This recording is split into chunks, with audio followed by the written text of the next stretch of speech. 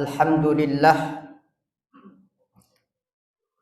Alhamdulillahilladzi ja'ala Ramadhana syahra siyam wa sanna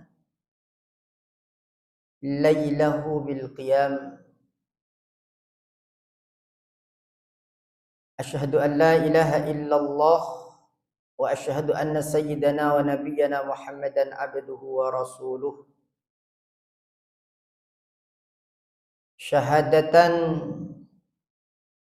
tunjina yaumal qiyamati wazziham. Allahumma fassalli wa sallim ala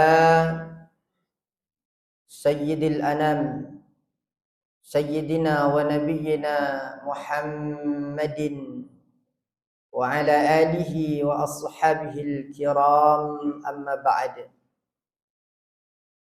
Faya ayyuhan nas rahimani wa rahimakumullah, usi nafsi wa iyyakum bitaqwallah. Faqad fazal muttaqun. Faqala ta'ala fi muhkami tanzilihi wa huwa asdaqul qailin. A'udzu billahi as-sami'il 'alim minasy syaithanir rajim. Bismillahirrahmanirrahim. Ya ayyuhalladzina amanu taqullaha haqqa tuqatih wa la tamutunna illa wa antum muslimun. Wa qala aidan ya ayyuhalladzina amanu kutiba alaikumus siyam kama kutiba alal ladzina min qablikum la'allakum tattaqun. Ayyaman ma'dudat. Al-ayah. Sadaqallahul azim wa sadaqa rasuluhul habibul karim wa nahnu ala dhalika minasy syahidin wasyakirin walhamdulillahi rabbil alamin. Saudara-saudaraku yang dimuliakan Allah, alhamdulillah Allah masih memberikan kesempatan kepada kita untuk mengisi ruang-ruang dan juga waktu-waktu yang Allah sediakan di bulan yang mulia ini. Allah masih perkenankan kita untuk mengisi ruang dan waktu di bulan Ramadan ini dengan ketaatan dan ibadah kepadanya. Siang kita puasa, malam kita hiasi dengan salat tarawih, hiasi dengan tadarus dan lain sebagainya. Mudah-mudahan semuanya menjadi amal yang diterima di sisi Allah Subhanahu wa taala, sebagaimana doa yang senantiasa kita panjatkan ke hadirat Allah Subhanahu wa taala. Allahumma taqabbal minna salatana wa siyamana wa qiyamana wa qira'atana wa ruku'ana wa sujudana wa tasbihana wa tashahhudana wa takhushu'ana wa tadurru'ana wa tammim taqsirana ya ilahal alamin wa ya khairan nasirin. Saudara-saudaraku yang dimuliakan Allah Subhanahu wa taala, awal mula puasa itu diceritakan oleh ulama dalam berbagai literasi tafsir yang ada, bahwasanya dahulu awal disyariatkannya puasa, aturannya tak sama dengan yang kita lakukan saat ini. Kalau dalam tafsir Jalalain itu disebutkan bukanya dulu itu masuk waktu maghrib sampai waktu isya. Boleh makan, boleh minum. Lepas itu maka tak boleh lagi, tak boleh makan, tak boleh minum, tak boleh lagi campur dengan istri. Maka saudara-saudaraku yang dimuliakan Allah, ada sahabat namanya adalah Qais bin Sirmah al-Ansari. Dalam riwayat beliau ini dikatakan adalah seorang pekerja keras. Beliau bekerja di kebun korma. Suatu ketika sudah jam kerjanya usai, sore dia pulang ke rumah, nyampe di rumahnya maghrib. Nanya kepada istrinya, "Wahai istriku, a'indaki ta'amun? Kamu punya makanan tidak?" "Saya mau buka." Kemudian kata istrinya, "Lah, tidak, lagi nggak ada makanan." "Ya udah, tunggu sebentar ya, kalau begitu saya keluar dulu. Antaliku fa'atlubu laka. Aku akan keluar mencari makanan untukmu." Maka kemudian istrinya ini keluar, Pak, cari makanan. Setelah cari makanan, pulang lagi ke rumahnya, ternyata karena suaminya sudah kecapean, menemukan suaminya sudah tertidur. Maka lepaslah dia dari waktu berbukanya. Maka kemudian sahabat ini tidak makan semalaman, tidak makan ketika masuk siang, makan lagi ketika masuk waktu maghrib. Kenapa? Karena memang aturannya seperti itu.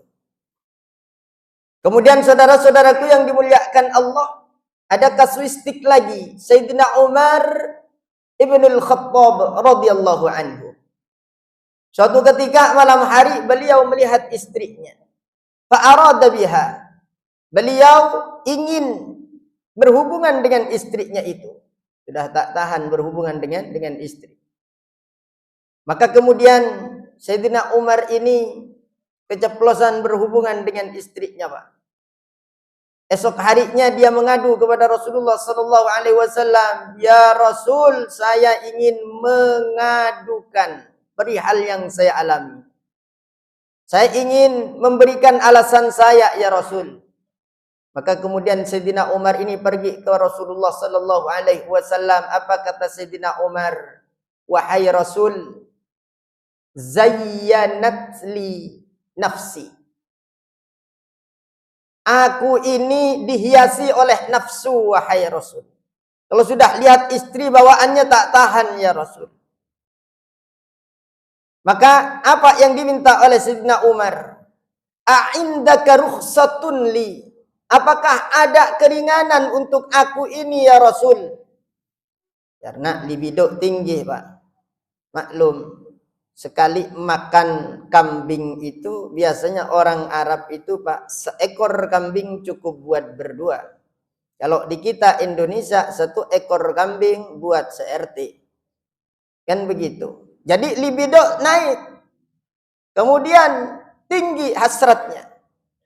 Maka kemudian kata Rasulullah, tidak ada. Sayyidina Umar pulang ke rumah lemes. Payah ini kalau begini modelnya. Setelah sampai di rumah, maka turun ayat, "Uhilla lakum lailatas siyamir rafathu ila nisaikum hunna libasul lakum wa antum libasul lahun. Alimallahu annakum kuntum takhtanuna anfusakum fataba alaikum wa afa ankum. Fal'ana bashiruhunna wabtaghu ma kataballahu lakum wa kulu washrabu hatta yatabayyana lakumul khaytul abyadu minal khaytil aswadi minal fajr thumma atimmus siyama ilal lail." Maka Al-Baqarah 187 ini, saudara-saudaraku yang dimuliakan Allah, adalah ayat yang menasah aturan puasa sebelumnya. Ayat yang merevisi aturan puasa sebelumnya. Karena ternyata yang kejadian seperti Qais bin Sirmah, bukan Qais bin Sirmah saja. Yang kejadian seperti halnya Sayyidina Umar Ibnul Khattab, bukan Sayyidina Umar Ibnul Khattab saja. Ternyata banyak kasuistik yang sama dengan orang yang berbeda. Uhilla lakum lailatas siyam. Turun ayat ini, dihalalkan bagi kalian lailatas siyami, pada malam hari bulan puasa atau pada malam hari puasa itu. Karena asalnya malam hari juga puasa kan. Lailatas siyam, pada malam hari puasa. Ar-rafathu ila nisaikum, untuk melakukan hubungan dengan istri-istri kalian. Hunna libasul lakum wa antum libasul lahun. Mereka itu istri-istri kalian adalah pakaian bagimu wahai para suami, dan kalian para suami adalah pakaian bagi istri-istri kalian. Alimallahu annakum kuntum takhtanuna anfusakum fataba alaikum wa afa ankum. Allah tahu kalian itu telah khianat dengan aturan yang pertama. Akan tetapi Allah Subhanahu wa taala menerima tobat kalian. Allah Subhanahu wa taala memaafkan kalian. Allah menerima ketidakmampuan kita. Allah maklumi ketidakmampuan kita. Maka diputuskan oleh Allah, fal ana bashiruhunna wabtaghu ma kataballahu lakum. Mulai detik ini silahkan kalian campuri istri-istri kalian itu. Fal ana bashiruhunna wabtaghu ma kataballahu lakum. Carilah apa yang Allah tetapkan pada diri kalian. Ya, silahkan bikin anak. Bulan Ramadan juga boleh. Wa kulu washrabu. Jadi yang satunya itu menjawab konteks permasalahan yang dialami oleh Sayyidina Umar dan yang lainnya. Nah, konteks permasalahan yang dialami oleh Sayyidina Qais ibn Sirmah. Wa kulu washrabu hatta yatabayyana lakumul khaytul abyad minal khaytil aswad minal fajr. Dijawab oleh Allah, boleh kalian makan minum di malam hari itu sampai kapan? Sampai menjadi jelas khaytul abyad minal khaytil aswad. Benang hitam dan juga benang putih minal fajr, yakni maksudnya adalah sudah terang yang namanya fajar. Setelah itu stop, Pak. Jangan kemudian kita suka ikut-ikutan fatwa di YouTube. Terkadang kita tanpa mengadakan perbandingan terlebih dahulu. Kalau kita lagi makan, masuk waktu subuh, masuk adzan subuh, makanan masih ada, teruskan makanannya. Batal, Pak. Dan ada yang berfatwa begitu, Pak. Kenapa? Karena ngajinya langsung Quran sunnah. Nggak dipahami bagaimana maksudnya menurut ulama itu. Ternyata itu hadis, ya. Itu hadis adalah yang dimaksud adzan itu adzan yang pertama. Adzannya Abdullah ibnu Ummi Maktum. Adzan yang keduanya adzannya Sayyidina Bilal ibn Rabah. Kalau sudah masuk adzannya Bilal ibn Rabah, stop. Ada di dalam mulut, lepeh. Begitu. Karena hati-hati. Kalau enggak tahu, tanya kepada yang tahu. Fas'alu ahla dzikri in kuntum la ta'lamun. Kita ini makomnya adalah makam la ta'lamun. Jangan dipaksa untuk berijtihad sendiri. Sudah ada faktnya masing-masing. Lanjut kepada cerita tadi, Pak.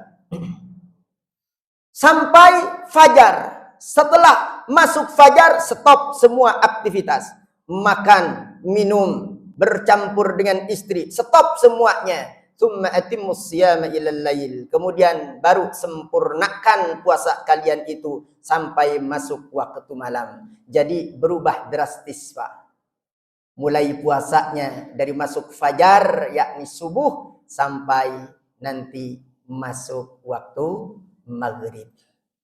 Maka pesan apa yang bisa kita tangkap daripada kejadian ini atau peristiwa ini, kejadian yang dialami oleh sahabat-sahabat ini?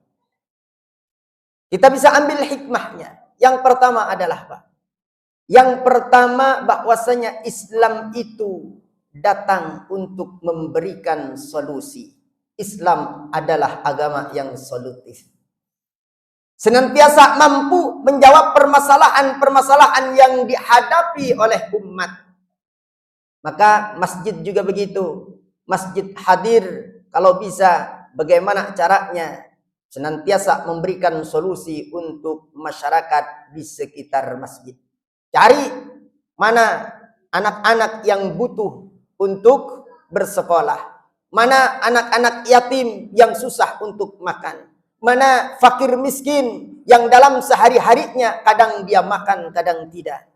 Itulah masjid hadir di tengah-tengah umat ini harus senantiasa memberikan solusi dalam kehidupan bermasyarakat.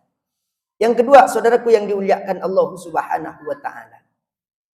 Hikmah yang bisa kita ambil dari pelajaran yang barusan kita dengarkan.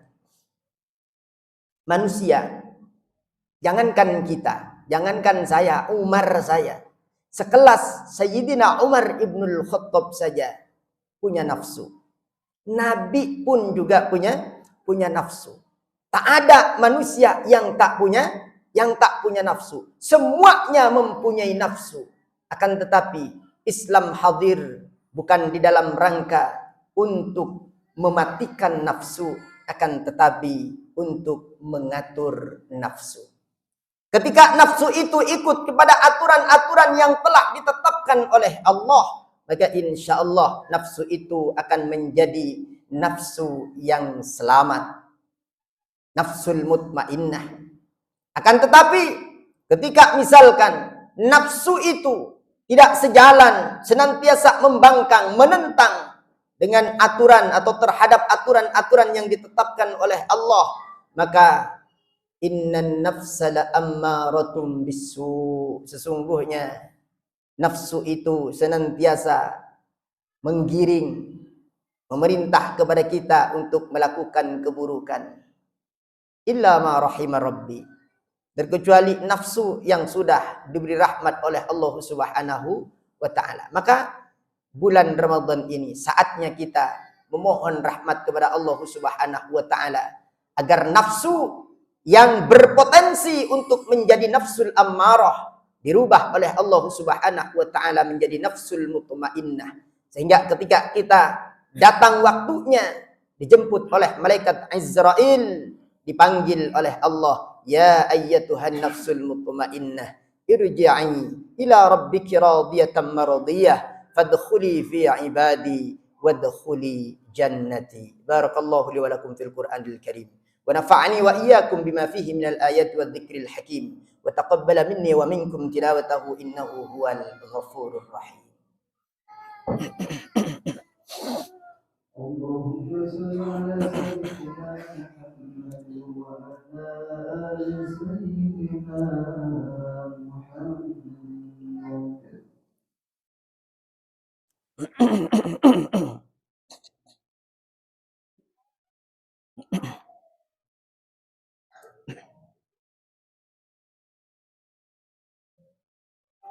Alhamdulillah. Alhamdulillahilladzi amarana bil ittihad wal i'tisam bihablillahil matin.